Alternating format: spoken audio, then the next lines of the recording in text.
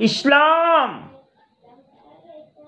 धर्म 5 स्तंभों पर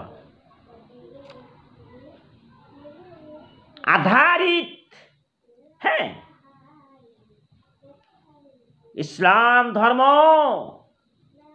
5 स्तंभों पर आधारित है।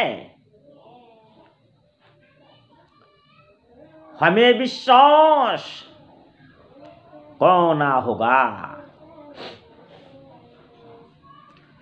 अल्लाह के सिवा कोई पूज्य नहीं। अल्लाह के सिवा कोई पूज्य नहीं। दिन रात में 5 बार प्रार्थना करे, 5 बार नमाज पढ़े।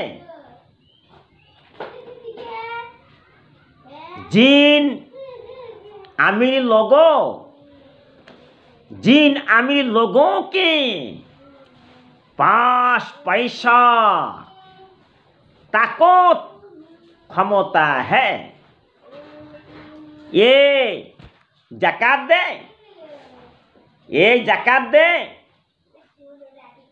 जिनके पास हज करने की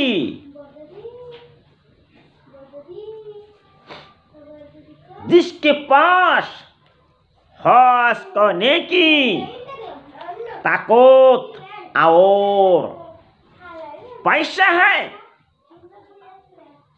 उन्हें हज करना चाहिए।